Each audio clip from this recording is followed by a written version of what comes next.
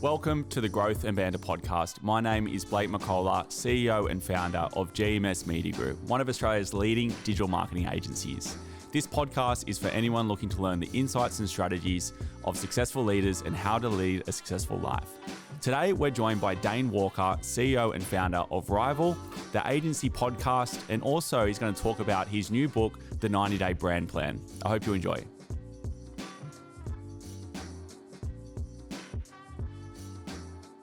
Welcome, Dain. Blake, thanks for having me, man. Excited to be here. Yeah, likewise, mate. It's good to have you on. You've been proclaimed as brand daddy online. Oh, yeah. And evidently so, given that you've got a lot of popularity online on social media. You've also got a very successful agency, Rivyl. Also, your agency podcast, the agency podcast. And you've just recently wrote a book, The 90-Day Brand Plan. Yeah. So a lot of accolades there, a lot to sort of dig into today. Let's start off by understanding how you got into branding in the first place. Oh man, how far back do you want to go? To give you like the short string of it, I was when I was in my youth. So as a young guy, my mother, she was in and out of abuse with alcohol, and she was on and off, medication. So like, I guess growing up as a kid, coming in and out of that, I kind of cut my teeth, like kind of having to grow up young and early. And then when I was in my early youth, I was like in and out of BMX gangs, being a naughty teenager and all the rest of it. But I kind of started to get into personal development and understanding marketing, branding, sales, etc. through like Jim Rohn, Tony Robbins. And then as I was hitting my later teens, I started reading books by like Robert Kiyosaki. I started listening to Tony Robbins CDs and tapes and things like that. So I was always kind of interested in educating others and trying to upskill myself. But because of my youth and my upbringing, having to kind of, dive into psychology and heal my trauma and go through all those experiences. I think a lot of people in business are going through trauma. So it's like, it's pretty similar, in many ways, shapes and forms and aspects. We're all just trying to rehabilitate ourselves to be successful in business. Yeah, absolutely. And, so branding really kicked off when I was doing MLM when I was 20, and I built a downline organization of about 2,500 people in 2 years. I was hosting events, training my team, developing leaders.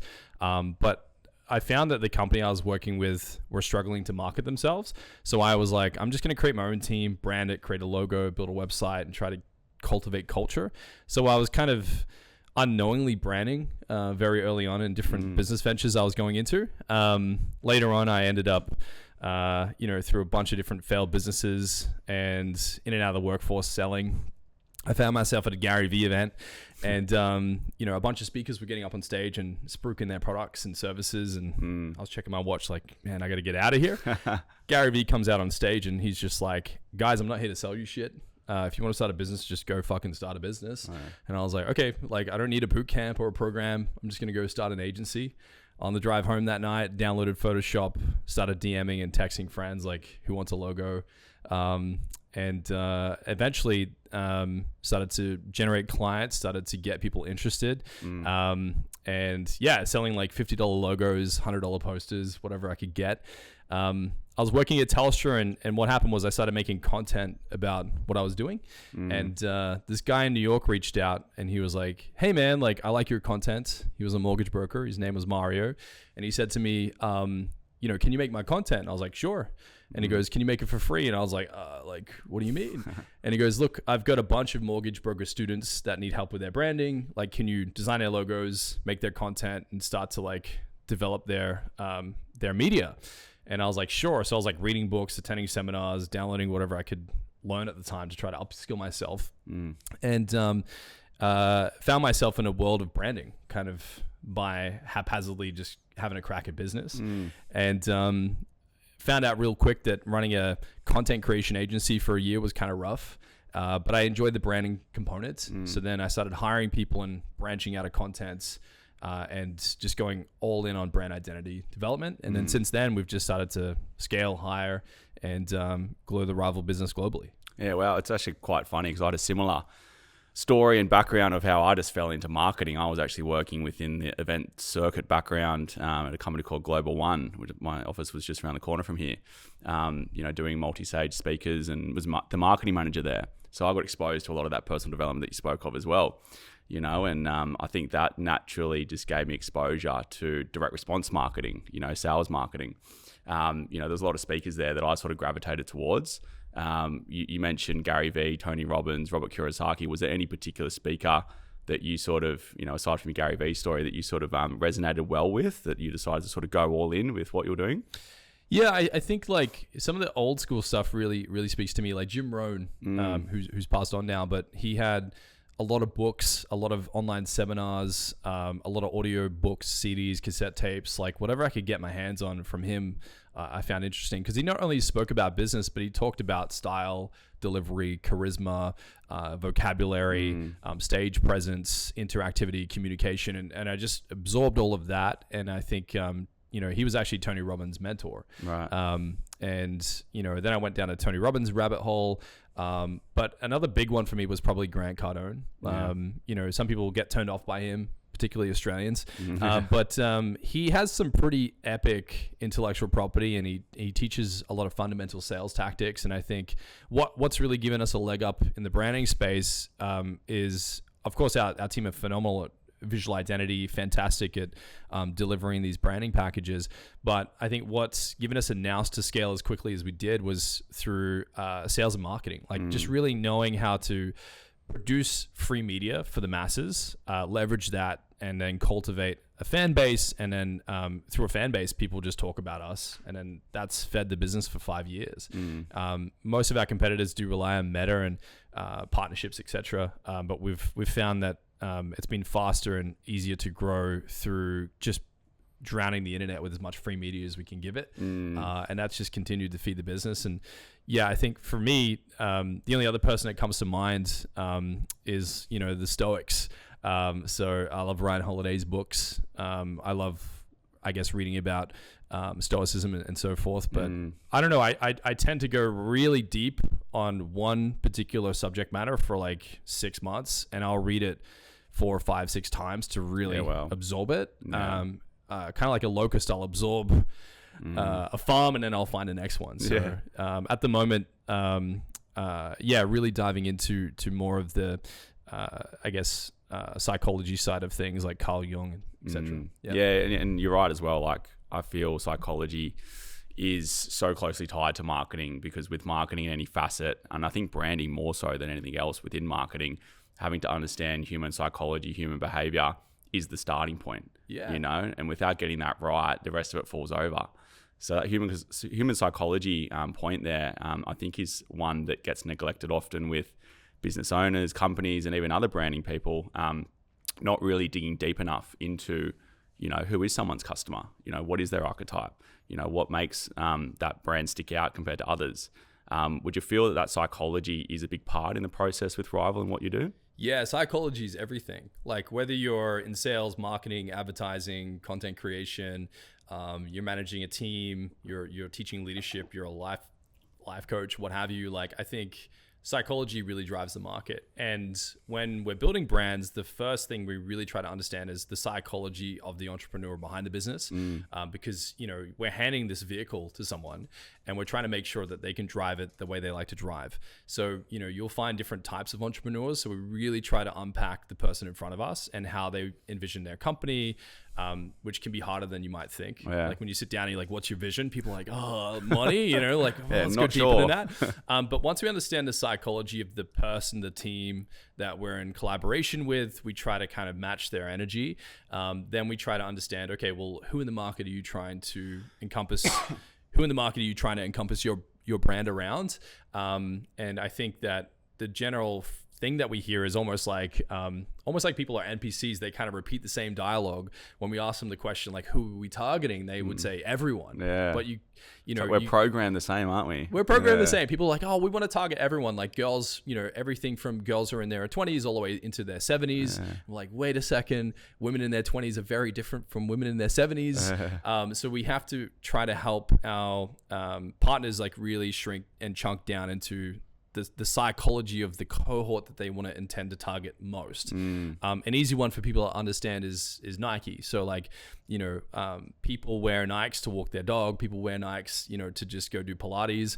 But if you look at the ethos of the brand, it's really built and engineered around the mind of the athlete. When we're building a brand, psychology drives the entire thing. The difference between I think a company that gets like a $10 million valuation and, they're skyrocketing north of 100 million, like LSKD, for example, it always comes back to psychology. They're not scaling because their product is fantastic. They're scaling because people talk about their brands. Yeah, and it's often the case that the product isn't that great, right? Yeah, or the product is quite similar, but one product that's very similar to another one can be vastly different, like you said. Yeah, everyone likes to think their product is the best product, and everyone thinks that all of their competitors suck and they're trash and they're fantastic. But it always comes back to like, okay, cool. Like, let's not try to market a product here. Let's try to build a brand that is culturally relevant and credible to the market that you really want to exist for. And Alan Dibbs talks about it in one of his books. He was on the podcast, Alan Dibb. Yeah. Oh, dude, he's legend. He's the GOAT. And he was saying that if you're building a brand, think about it like a parade in town. And, there might be a parade out there that has no leader. All you have to do is show up and lead the parade. Yeah. And, a great brand that did that was Liquid Death. You wouldn't think there's a parade out there of people are metalheads that want to drink water. But, they led that parade. So it's a matter of identifying what's a gap in the market that's not being served in a culturally relevant, cool way. And how do we get out there and lead that? Like LSKD, for example, as opposed to Lululemon, same product arguably, but the culture is different. The brand feels different. The target audience feels different. What does it mean to buy one brand over the other? And then when you're wearing it, what does it make you? Yeah. And I think LSKD has that community centric focus versus Lulu. Lulu has a great product, and I think they lean into that a little bit more. LSKD, they lean into that community. And I get that vibe a lot more from LSKD versus Lulu. It feels a bit more local, feels a bit more Australian. They're doing fantastic with like the kind of wave of running culture, and they really dived on that. And you'll have cohorts like Nike started with running, and then they dived into different channels of sports. I think sometimes people try to go too upmarket too quickly or too big market too quickly. It's just really crush it with one type of client. And then if you're crushing with that, it'll typically bleed out into other types of audiences. Yeah, that omni-channel word is a good one as well. Like I think those brands have sort of started with that one market. Then they've piggybacked on other partnerships, so Nike going into basketball, Exactly. So it's in creating that dispersed market at the end game, but over time, it's been incremental, Yeah, we all want to like, cheat the game and go straight to the finish line. Yeah, we do. But if you try to shortcut the game will always shortcut you. You gotta know we exist for this market. Yeah. And you got to know about what is it that you bring to the equation beyond the product's value? Yeah, starting with the niche and then, and creating diversity over time. Yeah. Yeah. Now with your popularity online, versus a lot of other branding specialists, I think branding again, I feel is probably one of the most missed and neglected skill sets when it comes to one, starting a brand, and two, scaling a brand. How did you cut through all the clutter there, and what's the main thing do you feel makes you guys different versus all the other branding so-called experts out there? Yeah, I think there's a lot of people out there. We don't proclaim to be like the only one or the best. I think although I don't feel there's many really crushing the game here in Australia. There's a few that are fantastic agencies that have great partnerships out there for sure. I think our unfair advantage is personal branding. Yeah. So, traditionally, most of the agencies that I know of here in the Asia Pacific have been around 15, 20 years. They've kind of grown up in the industry, branched out, started their own agency with some friends or what have you. They get a couple contracts with some big companies that kind of seed the initial growth of the company, and then they start to bring in through referrals or through meta advertising or SEO or Google ads or what have you. What's I guess slingshot us on this trajectory was the fact that we were producing media, podcasting, Yeah. Instagram contents, YouTube contents, getting on stages, like producing our own intellectual property, giving it away for free, and building a fan base. And I think a lot of people are missing out on the personal brand component to their company. Yeah, and I think that personal brand is the number one best thing in today's economy. We've gone from, I think, that personal brand was more of like, oh, you're an influencer, to now it's being treated as a bit more of that's the power within a brand today from a business point of view. And going into that creator economy, I think a lot of people are now starting to realize, a little bit late to the game, myself included, that personal brand element, piggybacking off, whatever company that they're running, is way better than just going all in on one particular brand. Having the leverage between your personal brand and Rivyl, and that together is power in itself. I would agree with that, and I think that the creator economy, if I could tilt that slightly, I think that I'd like to think of it as like we're getting into an era around the identity economy. Yeah, slightly different, because when you think of the creator economy, you think of someone who's an influencer who makes TikTok videos and is a creative type. And when we meet business owners and they're like, "Hey, do you think I could have a brand?" I'm like, "You already have one." Like, for example, the CEO of MJ Bale or the CEO of Guzman and Gomez, like these guys have enormous brands as individuals. They might not produce online social media content, but in their industry, in their field of expertise, people know who they are. They know what they're about. They have a story. They have a reputation. I think everyone has an identity. And we're in an economy now where people are realizing like, okay, I don't have to be a creative type, but I can run a business, or I can even be an employee in a business. I can leverage my identity virtually and try to find a way to give myself more credibility, more relevance, and make myself more value as an individual in the world. And that can open doorways for better jobs. You can scale up a company faster. I'm seeing this rise of people as employees make content about themselves in their job for the company that they're in. But if you take the identity economy, we're only seeing the beginning of it. People think that content creation is like at scale. Man, we're really honestly at the very beginning of like the future of how brands, companies are going to behave and operate. Yeah, and it's funny you say that. It's not necessarily just for the owners of a brand or directors of a brand.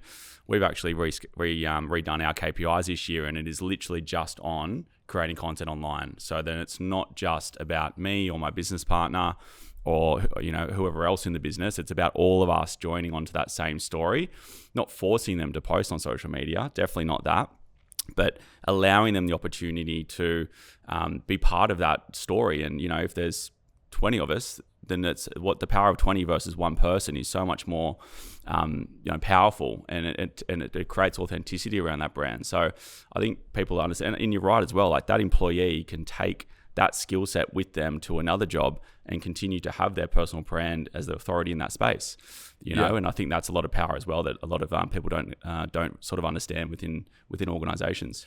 Yeah, and we're in a very different world now. Like, think about the internet. It's still, I guess the internet came in waves, right? So we're hearing all this stuff now, like AI is going to replace everyone's jobs, et cetera, et cetera. But I'm seeing AI already, kind of accelerate, decelerate. Like, I think building a personal brand, it's shifting, like how you build a personal brand now, like right now in the past 6 months, is very different to what we've seen over the last 5 years.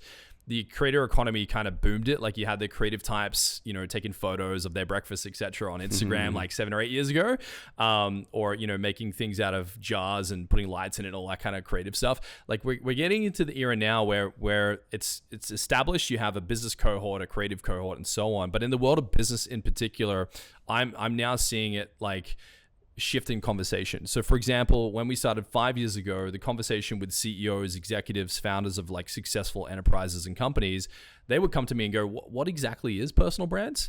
4 years ago, that turned into, I'm thinking about maybe doing this in the future, but I'm not ready. 3 years ago, do you think I should start a personal brand? 2 years ago, I should probably start a personal brand. Now it's like, hey man, I have to, like, how do I get in? So it just feels like the pressure is really on now for company owners to go, I got to start doing something with my content. Yeah, a lot of people were adverse to it. They were like, my face does not want to be in front of the camera. I don't want to be on social media. You know, people were hiding behind that. And now I'm seeing people, you're dead right. Like, I'm seeing people that were so against it that are now investing tens of thousands of dollars a month just on creating content for their personal brand. Yeah. You know? If I look over the fence and I think about my competitors, they must, you know, potentially feel frustrated by me, because here I am, some kid that worked at Telstra 5 years ago. You know, now I've got, you know, near 40 employees. I'm building a branding agency. We're stealing their lunch and eating it in front of them on social media. And they're like, who the hell is this kid? So now it's just, you're seeing people rise quickly because they have, they're leveraging the attention economy. They're able to cultivate more leads through organic content than they can pay for on Meta or Google or SEO or what have you. We're in the economy now where it's all about organic media. That is the singular most effective way to market yourself, is having a personal brand, a cohort of team members that also have personal brands, and just producing organic media like a documentary or a television show. That's what's feeding the fastest growing companies right now in Sydney, in Australia, is predominantly personally brand led. Even Guzman and Gomez, like, arguably not much different from Mad Mex, but the CEO has such a great reputation that investors love him, the community loves him, the fans love him. It doesn't matter what type of company you're in. If you can cultivate a personal brand, you can crush the competition. Yeah, I always say it's probably the biggest common thread with a lot of the brands that we work with that become really successful, far apart than our other brands, and also a lot of speakers I've had on this podcast, is that there is a founder-led story, and that there is a huge focus on creating that behind-the-scenes story and documentation. You know, think of Jane Liu, who's been on here.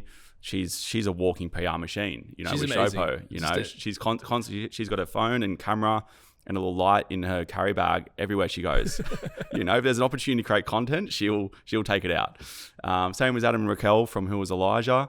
You know, Simon from Culture Kings. They've all got this hunger and ability just to create and document as much content as possible within their business. And they're amazing, man. Like, we're lucky we get to work with Adam and Raquel. We've worked with Simon Beard, and like, these people just understand that that's the economy that we're in. Like, I remember asking Simon Beard when he reached out to me on Instagram like 4 years ago. He's like, dude, we need to work together. And I was like, oh, okay.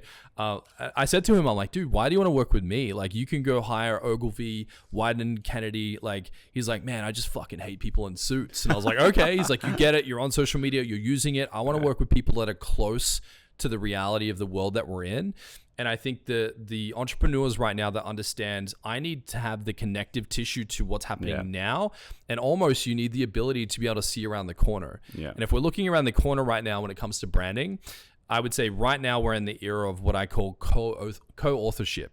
So if you take Red Bull, for example, and you look at someone like Travis Pastrana, famous motorcycle stuntsman, you know, Red Bull go, hey, here's our brand. We're all about human potential and pushing the limits. Travis, what would you like to do with the brand? And he's like, man, I got some ideas. And Red Bull lend the brand to this influencer and they co-create material, co-create media. That's the era that we're in right now. And you don't have to be Red Bull to do that. Like, Raquel's doing this with local influencers. Simon Beard does this with, you know, celebrity talent. How do you co-author material for the mass market in your niche, right? The era that we're going into just around the corner from that is mass personalization. Instead of collaborating with a famous influencer, how do we collaborate with the mass market? How do we allow them to get their hands into the brands and make their own material? GoPro's doing this. They have an annual competition where they give away $1 million to the best piece of content, and then they get 40,000 submissions of content, and that's like a decade's worth of free material that they can just publish online. It costs them $1 million. So like, think about the amount of companies that could spend $1 million on marketing and just aren't, but you can have your community make content for you. So I think it was White Fox. I saw an example. They've built this university program within their business model, and they basically will send free product and have a gamification to actually have like certification within their university program. So all these university students are literally shooting content to learn how to become a creator. And then they actually get the certificate and free content. So there's a constant stream of new content for that brand to publish, which I thought was amazing. It's a win for the customer, win for the creator, and win for the brand as well. And what I love about that and what's happening now is like lazy marketing's dead. Lazy advertising's dead. Gone are the days where you could just throw cash at the problem and it be dealt with. Yeah, 5 years ago, you could just pump out ads and just like print money. So true. Now it's swung back to the creative realm where like everyone's realized you can just try to throw money at it, but everyone complains, oh, it's not working anymore. And it's like, no, because people want organic creative material. The market psychology right now is like, don't try to sell me. Gen Z are super anti-sell. Yeah. As a millennial, and I personally was kind of okay being sold to, but my parents were super susceptible to getting credit cards and being marketed to by Visa, etc. But I find as generations get more technologically oriented and they live online, they don't want to be sold to.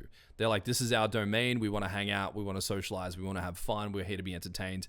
Don't try to ram products down our throats. So brands are now having to get really clever with the creative, and they're having to be social. They're having to interact. So what I love about White Fox is they're cultivating the new creative marketing flow. And some people are saying, are you terrified of AI? I'm not, because it's just giving people more access to creativity. The creative demand is increasing. You have to be clever. You have to be intellectual. You have to socialize. You can't be lazy anymore. Yeah. You have to really push. Yeah, no, it's getting harder, 100%, but that separates the good brands from the bad brands, right? Exactly, and that opens an opportunity for new people to get into the market, because if you think about it, like big incumbent brands that have been around for decades are slow to get onto these trends. Yeah. You can get your leg up in the market really quickly just by being clever, being a little creative, being resourceful. You don't need a big budget to do some crazy stuff. Like, for example, Troy Candy, hired a helicopter and wrapped it for 20 grand and did a crazy giveaway to people that would purchase his products. And he made like $7 million in 3 hours online. Wow. So like, you don't have to have a ridiculous ad budget to make money. You just have to be clever. Yeah, it's consumer sophistication has definitely caught up. I think when the online economy, was really not its peak, but when monetization started happening on Meta back in 2010-ish, brands started to get on board it. It was such a new platform that I don't think that brand importance was there. I think it was more throw the brand guidelines out the window. Let's just try and get a result. And that's gone 360 now. I feel like we've gone back to the importance of brand development like it was with, traditional media. There was definitely a period there that people was just free for all. It was the Wild West, and people were just doing anything and everything just to get a result. But I think in turn that did damage a lot of brands over time, and you would see a lot of brands come and go. Whereas now it's about the sustainability, the authenticity, and customers want to believe in a brand because there's a lot of distrust, a lot of scamming, a lot of other brands ruining it for everyone else. So yeah, we have to work harder on showing a customer why you're legit and why people should buy from you. Yeah, and I think just to add to that, like just to, I guess, demystify branding a little bit, the difference between marketing, sales, and branding is they coexist. They need each other. Yes. They're symbiotic. Branding is less about the visual system, the font, the colors, the logo. It's more about like, what is the culture of this company? What does it symbolize? What does it represent? Who do I become if I associate myself with it? Why does it exist? What's the narrative? What's the story? Why should I care? This kind of what can't be seen but can be understood subject matter that then actualizes through visual and verbal systems. That's branding. That then translates into marketing. So when you're looking at, okay, we need to do SEO, we need to do ADMs, we need to do meta ads, we need to make content, all of this subject matter, this is marketing. How do we produce something that gets attention? How do we invest money for a profit? So when you ask yourself, what's the ROI of branding? It doesn't exist in branding unless you look at the balance sheet. So if you go, okay, what's the ROI of the Nike logo? Well, on the balance sheet of Nike, the logo is worth $76 billion on the balance sheet. Branding shows up on the balance sheet. What are the assets, the intellectual property that you can leverage through marketing channels? Marketing is all about how do we make noise? How do we create structure, infrastructure, systems, processes, and how do we push it out into the market through advertising? Once all that activity takes place and it's healthy, like you invest $1, make $2, then you get sales and that's cash flow. So branding is all about the balance sheet, marketing is all about profit and loss, and sales is all about cash flow. You go from branding to marketing, then you get the cash flow, and then the cycle continues. You take the cash flow and you say to yourself, how do we improve our brands? How do we get closer to the community? How do we get more creative and really build this equity over time? Because you can't build a Nike in 2 years. No. You have to really build a fan base that are ride or die. And really the market are the brands. Like, you don't really own it. You have to kind of influence it. The brand exists out there in the world with the impression.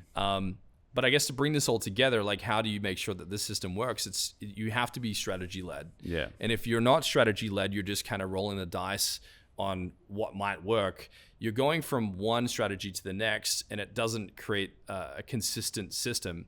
And then you would be devoid of branding if you can't have consistency. Yeah. Branding is all about consistency over a long period of time. It's the long play. Yeah, absolutely. You can't have one without the other. And brand, I think, definitely comes first before you do any marketing. Yeah. and people ask me, like, dude, should I like market first? Should I brand first?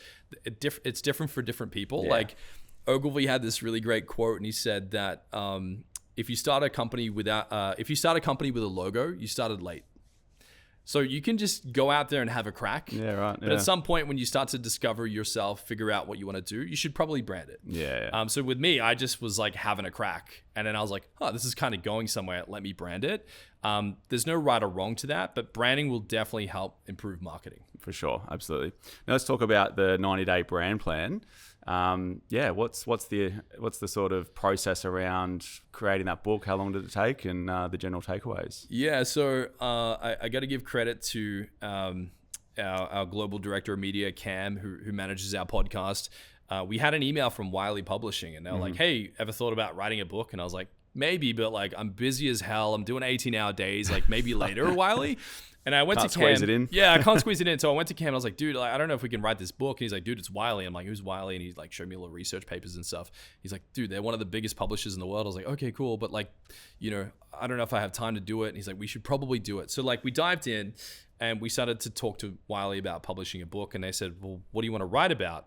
And I was like, I actually think it's probably about personal brand. Like that's the era that we're in. We did our research. No one had really written personal branding content or books about it that had a substantial personal brand. So when we looked at the market, there was a couple of personal branding books out there, but when you looked at the profile of the individual, it wasn't that big. So we're like, okay, cool. We have a big profile. There's a need in the market for this topic. Not many books exist. Hey, Wiley, we think we should do a book about this. And like, that sounds great. We started to investigate our audience and talk to them. We said to them, like, what are the biggest challenges that you're having with personal branding? We had over 900 people reply to us with a survey. And then when we went through the entire survey, and again, to Cam's credit, he was the one kind of pulling apart all the pieces together with myself. It really came down to 5 things. So even though we had almost 1,000 applications, it was really 5 things. I'm scared. Where do I start? Is it worth it? How do I make money with it? And also like, how do I make sure I'm doing the right thing? And then we were like, okay, cool. Let's write the book about that. We'd figured out all those things, and the book really touches on that. And we think that, you can launch a brand pretty much immediately as an individual. You just have to start publishing content. And the book was all about just starting. Like, it's not about mastery. It's about the process of beginning your journey and just kind of failing through that process. And it's just some intellectual property and some frameworks we created. So it's part story, part framework, part like a parable or a metaphor. We wanted to stay away from like tying ourselves too much to something that was relevant now but would be relevant in years to come. But the interesting thing about the book was it did really well at launch. And it had some, success in retail, and we were successful in retail in the US, in the UK, and here in the Asia Pacific. But what really we found interesting was it's had like a second launch about a month ago. The book's starting to go viral, and it's been out in the market for a year. And what we realized was that books take time to cultivate, but the book's been a great referral system, and our community have just picked it up. They're buying it for their friends. They're spreading the word. But like the book itself, for me, it's just a mechanism to help people reframe what personal branding is and how they can start. Yeah. And I think a powerful way to further secure that authority in the space. Like I know Sabri does a fantastic job with his book. And that's it's like the only or the main funnel that they use to make noise online. So is that something that you're going to start doing as well, just sort of pushing the book, or is it a bit of a different strategy? Definitely. Yeah. I think Sabri had a great strategy. We actually met with the team that launched his book and helped him manage that. It's a great lead generator, because essentially what he was doing was like, fill out this form, get the book for free. And really what's happening in the background there is he's just getting a database of everyone who's interested in sales, marketing, or advertising. So he's very intelligently built an enormous database of people who are interested in his subject matter. He's put together a fantastic book, and he runs a very successful global enterprise. But he very much used the book to build a database. And, I would say the book in and of itself is not necessarily a great moneymaker. If anyone's looking to be an author, it is a long journey to make profit with a book. But if you're trying to cultivate leads for your business and you build a personal brand and you launch a book, it gives you credibility, it gives you status, it opens doorways to do podcasts.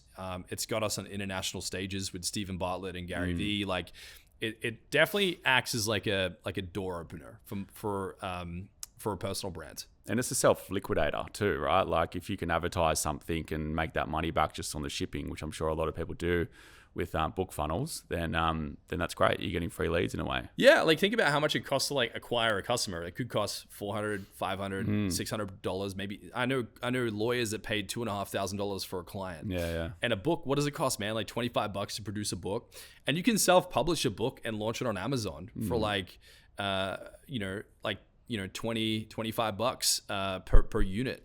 And hell, man, I even know people that are using ChatGPT to write the books for them. Yeah. So like you can fast track the process and do it yourself, but it's definitely an underutilized methodology of making a play at the marketing playbook. I think anything that's a little guerrilla or a little outside of like the traditional SEO, EDM, like anything extra that you can do to cultivate a fan base, man, like a book's a great way to do it. For sure, yeah. And it doesn't have to be, I mean, you've got a fantastic book, but in terms of like just having if you don't have that much time or maybe not the know-how skill set to do it or resources to generate, a proper book, you can actually, like you said, jump on ChatGPT. You can do audio recordings and transcribe that.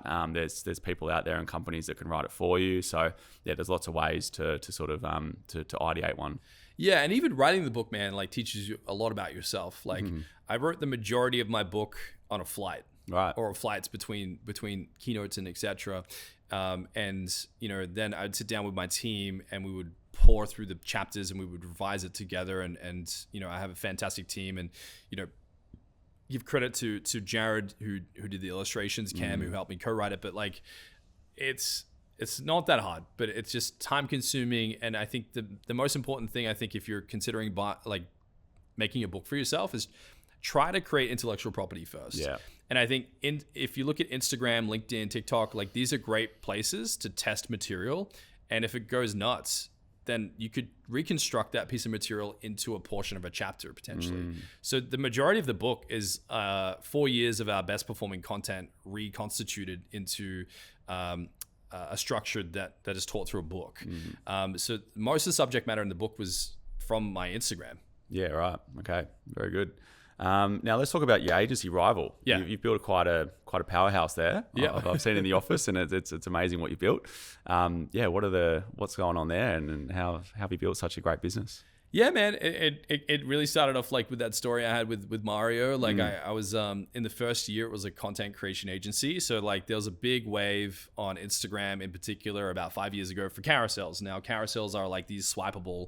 I think that's where I first saw you online. You had those amazing carousels and just like the infographics that just the content in them was just really powerful. Yeah, we noticed like it was quite early. So the first people that really pioneered that was a guy named Michael Janda. You can look up more Janda on Instagram and find him, and Chris Do. They were really the two people that were pioneering that kind of format. No one else was really doing it except for like breakfast photos or gym photos or whatever. These were the first two people I'd seen that were like trying to kind of create like little mini booklets every time they would post every day. And what I noticed on that particular format was they had a really high reshare and a really high save rate. So I was like, I'm going to do that. And I started to teach myself how to write, how to design diagrams. And that was a really hot trend very early on. And that's how we ended up being a content creation agency. Was I was producing a carousel, sometimes 2 a day, every single day. Yeah, wow. And people would reach out and say, can you do these for me? And I was like, sure. At one point in time, man, I had 48 clients pay me on a retainer to produce all their carousels every single month. So I wasn't only making my own carousels, I was producing 48 other accounts' carousels, and burnt myself out, man, working 18-hour days. But it was good money. But when I chat to my mentor, he's like, dude, this is a trend. This trend will die. You need to plan what your next move is. And together, we decided that I should go down the brand building route. So then we started Rivyl, and we hired a bunch of people. Now, Rivyl in and of itself, I guess typically if you look at agencies, they need retainers to survive. If you don't have a client paying you $10,000, $15,000, $20,000 a month on a retainer, it's pretty hard to stay alive in the market with a big team. So you see a lot of agencies kind of, I guess, hit a ceiling of like 10 staff, and they really struggle to get past that point. We had the luxury of like having hundreds of thousands of followers that were constantly DMing me and asking for help. So we just continued to provide free value, and that really fed the agency. Now, the tough part about running Rivyl is it's all project based. We don't have retainers. Okay. We come in like a SWAT team. We strategically unpack what your brand's struggling with. We upskill the entrepreneur on how to build and manage a brand. So it's a part like mini university around, okay, we're going to teach you what branding really is. Like we're going to take you down the rabbit hole. And we have a joke at Rivyl called Rivyl Insomnia. People come in, they do their workshop, and they're like, man, I can't unsee bad logos in the world. I can't unsee bad fonts or bad design. So we teach the founder, and then we build out their strategy, their visual identity, and then we come up with an execution plan. Then we plug them into an ad agency or a web developer or what have you. But that's the hardest thing about Rivyl is it's project based.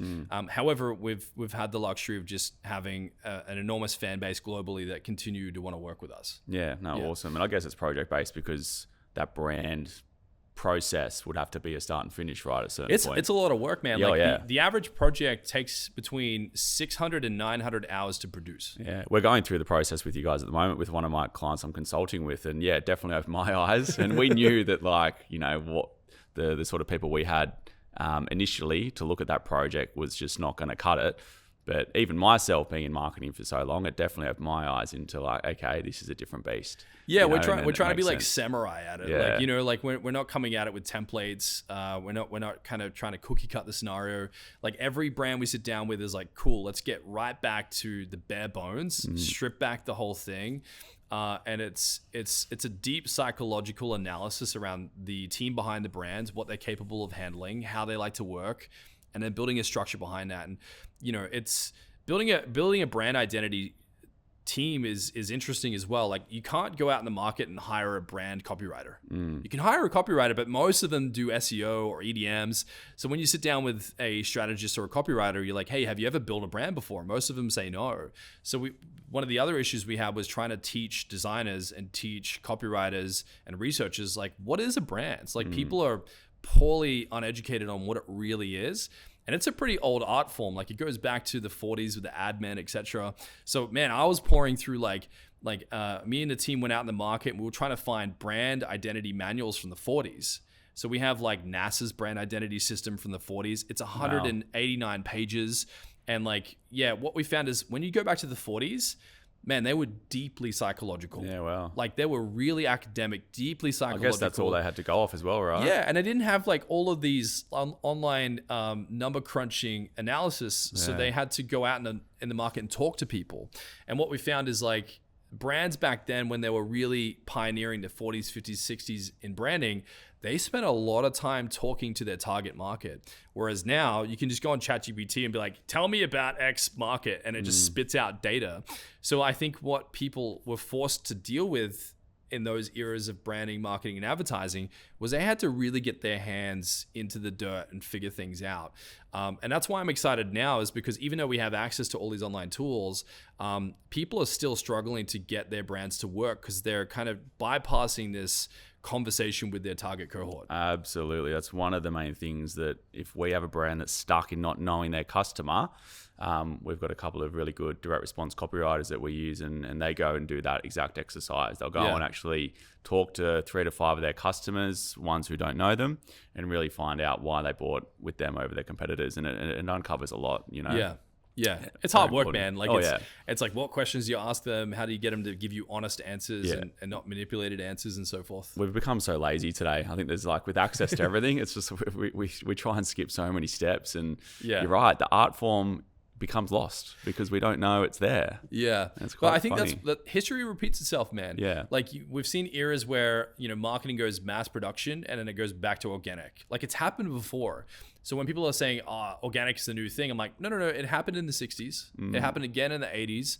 And it's happening again now. Yeah. So like, you know, the best way to get an upskilling on branding is like, go back through the history, man. Cause like, I mean, they didn't use the word branding in the 40s. It was all advertising.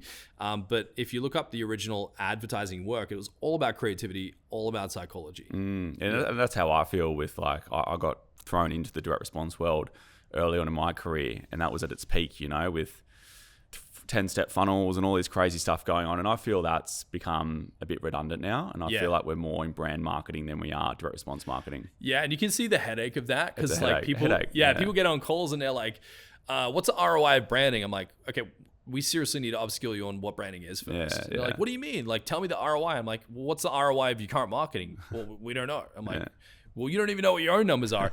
But like they're looking for a reward in something that's creative. If you were to say, well, what is the ROI of branding? It's like, well, how much of a connection do you want to have with your audience? A lot or a little? Well, we want to have a lot, but then you look at their Instagram and they have a wall of content that says, please buy our shit. Our product's better, coming soon. It's very preachy, very, very monologue. And the challenge is branding isn't a monologue. A monologue is like, I'm going to tell you what to think. I'm going to tell you what to buy. I'm going to tell you why my product's great. If you think like that, you behave like that on social media, you behave like that through advertising, you're not going to get much attention. No. Branding is about having a dialogue, and it's about understanding what is it that my target consumer are dealing with? How do they see the world? How do they identify their problems? How do they tackle their problems? What language do they use? What words do they use? You know, so if you get into like some weird stuff like the inspired unemployed, and if you take the inspired unemployed and you put their content in front of a person who lives in Sweden, they might be like, this is funny, but I don't fully get it. But you put that content in front of an Australian, they're like, oh, I totally get it. I have friends like this. It's super culturally relevant. So like the difference between appearing foreign and appearing like really relevant is about deeply understanding the psychology and the interplay of your targeting cohort. That's the ROI of branding. Do you want people to look at your content and go, oh, they get it and I get it? Or do you want them to look at it and go, oh, they're trying to sell me something? Yeah, and that's so true. And like we always get it wrong because we haven't spent the time on getting it right, you know, because we're trying to help our clients so much. And we were just discussing before, you know, you put your own, sometimes you put your own marketing at the bottom of the list, you know, even as a marketing agency. We've done it, man. Oh man, it's just so funny. I'm just like, yeah, of course. Like we know what to do. It's just we don't put the time into it. But I guess with everything you've done, you know, your agency, your personal brand, your book, you've sort of done it all within what someone could do within the space. What's been the hardest challenge for you? Ooh, that's a good question. Doing all of it at the same time. No, I wearing 100 hats. Yeah, I think like trying to be a dad of 2 kids, trying to run a company of 40 people or nearly 40 people, having a podcast, writing a book, touring internationally, all of this stuff, like just trying to manage quality control across the board has been really tough. Yeah. I would say, honestly, if I'm really reflecting, like the past 2 years, my personal branding content has suffered just with how busy I've been. I've tried to keep up, but if I have a regret, it's kind of sleeping on my own personal branding. Even though I've kept it in maintenance mode, we're going now back into growth mode. Okay. The hardest thing for me was getting the company to operate itself very sufficiently without too much of my involvement, to a point where I was happy with the quality control. We're now at that place, and myself and the team are kind of creating like a slight breakaway where it's like it's still one big team, but we're gonna have Rivyl, and then we're gonna have my media crew. So the future of what we're trying to produce here is now the podcast. We want to go back to TikTok, back to Instagram, and really try to honor those platforms, because you can't be lazy with this stuff. I think we're now seeing entrepreneurs, founders, executives hire a small crew, and that crew's dedication is on the founder-led content. Yeah. You can't just do it yourself anymore. No. You need a small team. And I think if that anyone... makes me feel good. Yeah, there you go. So if you want to get the advantage right now, build a small team. And it might sound nuts, like, oh, I need to go hire like another sales rep or what have you. No, go hire a content creation team. Yeah. You will murder the competition if you can get that thing tuned right. Yeah, and like I feel like I'm at that. I mean, I've only just been caring about it the past probably year. Prior to that, it was just agency, and that was it really. Agency in my personal life. Now I'm sort of blending the two.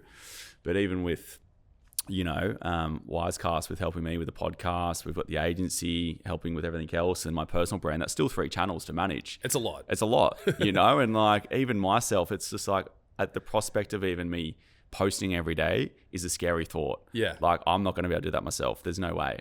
I could, but it wouldn't be great. It's not going to be great content.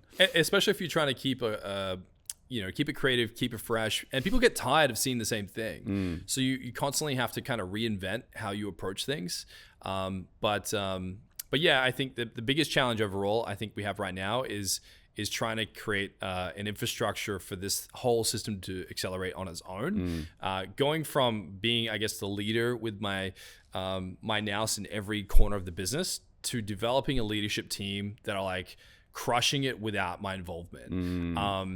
That's a really hard stance to take, because I like being involved in everything. So the hardest thing for me is just like letting go and giving my team the resources that they need, the ammunition that they need to crush it without needing to have me involved. Yeah. That's been the hardest, scariest, most nerve-wracking thing I've experienced personally. Yeah. And that's so true. It's like, what would happen if you're not there for a day or a week? Can that business continue to function without you? Yeah. And that's often probably the hardest thing to let go in a business that you've been so focused within. Yeah. And particularly relies on your personal brand. But yeah, that's just putting sort of confidence in your team, which you have to do at some point. I find it comes back to 3 things. And my business mentor, Josh Sparks, was sharing with me, because he was a merger and acquisition lawyer, and he's been involved in a lot of massive companies. So if you think about McKinsey, they have a rule, and he was sharing this with me, that the rule is 3 things make or break a company.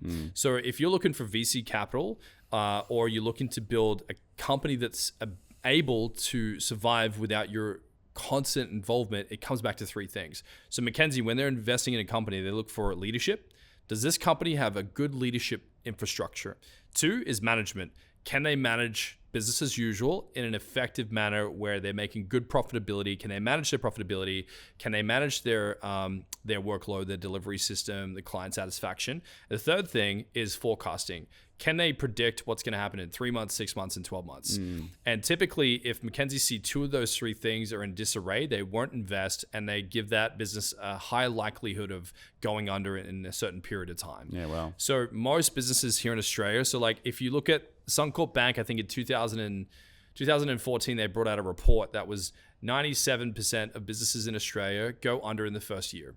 Out of the remaining few percent, they struggle to survive within a 3-year period. And by 5 years, 1% of that 3% are left standing. It's always back to leadership, management, and forecasting. So for me, my whole obsession has been over the last 6 months is like, how do we get a better leadership team? How do we build better management systems? And how do we actually forecast finances and marketing? Yeah, very good. So you mentioned that you're a father of 2. You're having family life outside of your 18-hour days. Yes. I don't do 18-hour days anymore, maybe 12-hour days, but yeah, it's being a dad's awesome, man. Very good. Yeah. And what keeps you going sort of outside of agency, podcast, personal branding life? What sort of gets you going? Man, on the personal front, I love seeing my kids grow and learn. so it's been really fun, like having a boy and a girl and kind of learning about like their different interests and how they see the world. Obviously supporting my partner and hanging out with my dog. On the business front, I think where I'm really excited right now is like going all in on the media stuff. So like you've got this fantastic podcast. We're going all in on our podcast this year. But yeah, what lights me up, what keeps me going, man, is like I love hanging out with people, and I love sharing with people like the interplay between creativity and commercialism. So most of our competitors are highly creative in the branding sphere, but we don't see as strong of a support from the commercial front. So business owners right now, especially in the Asia Pacific and Australia, are really struggling to keep up with inflation and how the market's getting slammed. So I'm lit up right now because I want to help Aussies get ahead. So whether people are getting started, they're in the middle of their problem, or they're accelerating, it's really partnering with people to go, hey, this is how we really get our claws on good creativity for your business and inject some commercial success. I just light up when a customer gets the aha moment of like, oh, creative can really make money for us. Yeah. So I don't know. I think educating and lighting others up, it's been a ton of fun for me. Yeah, you're literally practicing what you preach. Yeah, man. Very good. Yeah. So what's next over the next 12 months for you? I know there's a lot of big things going on at the moment, but yeah, what's the main focuses in the next 12 months? Yeah, how do you stay relevant? Next 12 months, we're gearing up for TikTok. TikTok is gonna have another wave, and we're gonna go really hard on the YouTube. Okay. So I think that YouTube's just super relevant for our industry. Not only are we doing the podcast as a YouTube-centric podcast, but we want to make long-format content on YouTube. So we're setting up a production studio, a permanent fixture for the podcast, as well as like an interchangeable set that we can use for long-format YouTube content. And I'm excited, man, because like now I'm transitioning into doing that a lot more, and Rivyls becoming ever more independent in the best way possible. It's like an adult now. That's it's awesome. not an awkward teenager with pimples anymore. So like we have shout out to Jared and Luke and Em and the team. Like these guys are just taking the helm, and I get to jump in on projects that really interest me. That's what's exciting, man. Is kind of returning to my creative roots, and kind of becoming the attention lightning rod for the business. That's my focus for this year. Yeah, very good. Yeah. Well, mate, it's been awesome having you on. I'm sure we could chat all day on all of this stuff, but we'll leave it there. And mate, I'm look forward to everything that's going on with the future with Rivyl and obviously with the podcast and I'll keep following. And mate, thanks for coming on and discussing your whole life and your journey. It's been great. Appreciate it, man. Thank you. Cheers.